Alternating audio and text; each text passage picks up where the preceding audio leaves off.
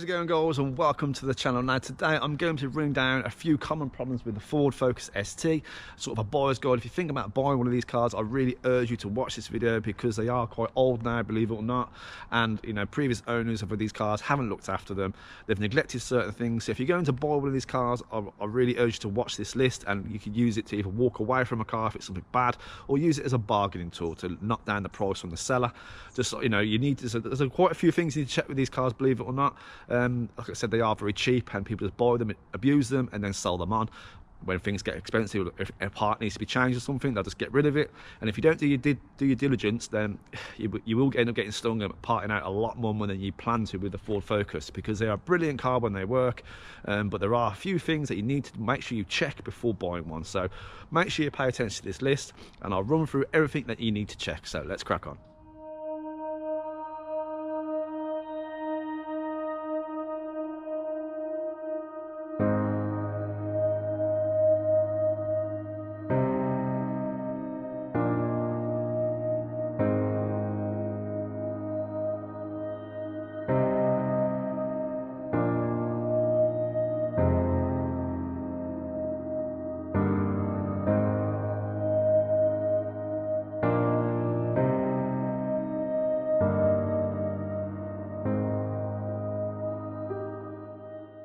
Right, then the first thing you want to be doing is checking the bonnet release. Now, these aren't like conventional cars. The bonnet release is behind the grille itself. So you pull this Ford badge up like that, and it exposes the bonnet release. Now, these are a key, so you turn it to the left, and then you turn it to the right.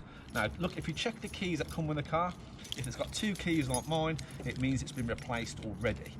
So it should be a case of putting the key in. Turn to the left, you hear it catch, turn to the right, and you'll be able to release the bonnet. Now, obviously, if this is something that doesn't work, and you can sometimes jiggle the key like that to try and get it to release, and it might release the bonnet. However, if it doesn't, you can use this to knock down the price of obviously the cost of the car. If it doesn't, most people, they just have a long screwdriver. This is all missing. There'll be a hole there, and it's just a case of putting a screwdriver into the mechanism that's behind here, and turn it to the left, turn it to the right, and that will release the bonnet. So this is something you need to check. The very first thing you need to check, really. Right, as the bonnet is now open, I'll move on to the engine, the things to be checking on the engine, obviously apart from the standard oil levels and stuff like that. Now, these suffer with cracked liners. Now, they are super common on this engine when they've been abused, started up from cold, and it's absolutely hammered. They do crack the liners, unfortunately. So to check this, obviously I can't show you basically the exact checks you need to do because my engine's warm, but when you go to view a car, make sure that the owner hasn't started the car. It has to be stone cold to do this check. So what you need to do, make sure if the owner if you go check the car and the engine's warmed up, it means the owner is trying to hide something. So basically, once the engine is cold, what you need to be doing is go to this cap here. Obviously I can't release it because my engine's warm, so the pressure just go, all the coolant go everywhere. So when the engine is cold, like stone cold, release this cap, and if it sounds like when you first open like a bottle of fizzy pop or something, it's like a noise, that means there's pressure in the system. So if there's pressure in the system when it's cold, that stands a chance that the liner has got problems. Also, obviously checking the oil, make sure there's no all sludgy and all horrible creaminess on here, which as you can see on mine is fine. So yeah, that's a thing you need to be checking. Obviously, if it's a cold engine, it might have a little bit of mayonnaise, but that's just due to condensation, so I wouldn't worry about that too much. So yeah, that is one thing you need to do and check this liner. Also, you want to be checking when you start the car, there's no excess like smoke coming out the back of the exhaust. So because basically it'll be coolant going straight into the system and steam coming out and anything like that. Or for example, if you look at the coolant and it's got no coolant in it, so the coolant's just like really low, then again that is another problem that could point towards a cracked liner. Right, then the next thing you need to do when the engine is running, if you hear like it sounds like a high pitch whistle, it's like really high pitch whistle, and then if you pull the dipstick out and then the whistle goes away, that will be your oil filter diaphragm has has gone, which is located in here. Obviously, sometimes you can see them, they're all wet and stuff. I mean, with the stock air filter that sits there, it's a bit harder to see, I understand that. But again, the big giveaway is basically a high-pitched whistle when you turn the engine on and it sounds really high pitch, and you pull the dipstick and then it goes away. That means the oil filter diaphragm has gone, and you would require a new one of these, which is the oil filter housing and all this. So this is something else you need to be looking out for, because obviously it's a bit of a hassle of a job and quite costly as well. So make sure you check that as well. Right, the next thing is the drivetrain. Basically, these suffer with drive shafts. Obviously, when they've been abused and stuff like that, you know, absolutely been hammered and that, they do in drive shafts. So this is something else you need to be checking. The way to check this will be is when you're driving along, and you put your foot down and the wheel shakes, stands a chance that it is the drive shafts that have gone.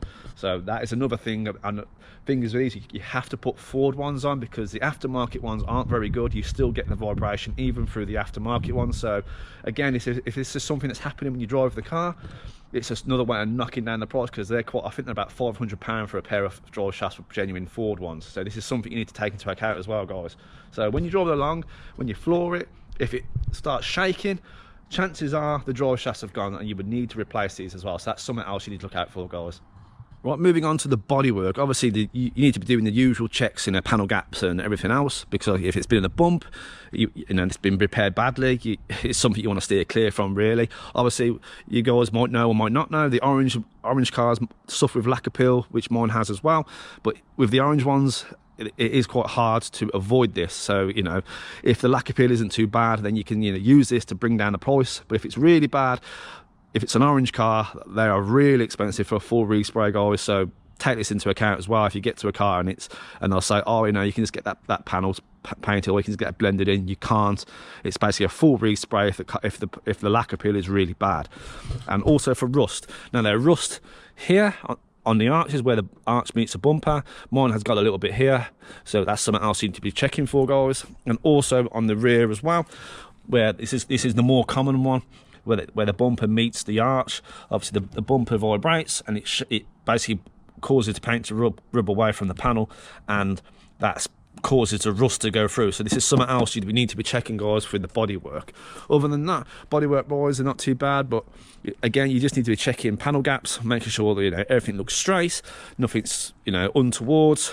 So that's something else you need to be checking for, guys. Right, and then the next thing is obviously when you get inside the car. Once you turn the car on, when it's running, turn the lights on, turn the fans on, get a bit of like current running through the battery. And if you see any flickering or anything like that when the car's running, or you put the indicator on and it dims, like the dash will dim, chances are it might need an alternator. Now this is something else these are common for. They do sometimes require new alternators. So again, make sure you do those checks, make sure everything's functioning as it should be, and then to avoid any further costs down the line, or you use it to basically, again, bring the price down of the asking price to the seller. Right then, next, you're obviously ready for your test drive. So you've done all the checks I've said. So now obviously it's time to go out and test drive the car. So we'll go and do that now, and I'll run through a couple of things you need to be checking whilst on the test drive.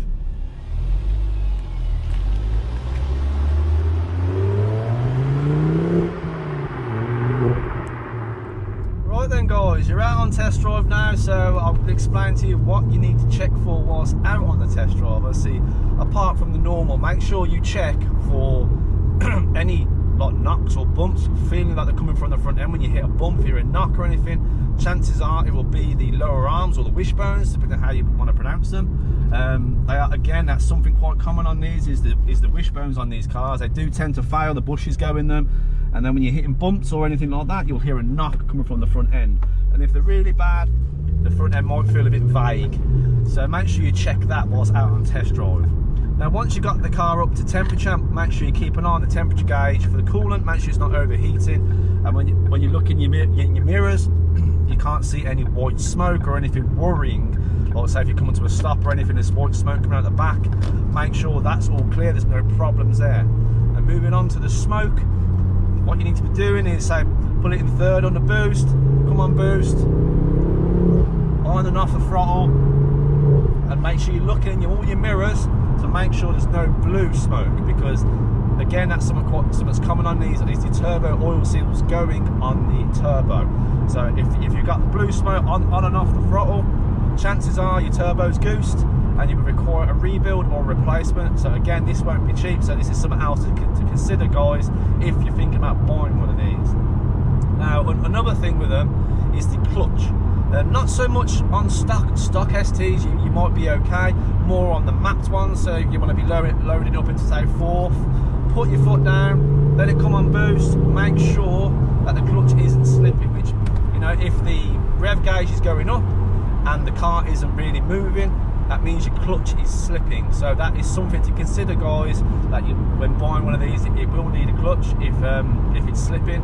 The best replacement is an RS clutch. The ST clutches are rubbish, so it's about, I think it's a little bit cheaper for an RS clutch. Stick an RS clutch in it and then you can run as much boost as you want to, well, to a certain extent, and you shouldn't get any further problems along the lines of clutch slip.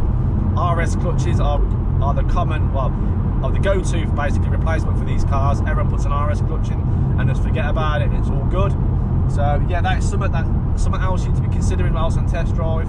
Make sure the clutch isn't slipping, because otherwise that's another cost you got to take into account when buying the car. But again, it's something you can negotiate with the seller of the car to make sure that, you know, if the clutch is slipping, you can say, well, the clutch is slipping, I'm going to knock several £100 off for this because it's going to need replacing.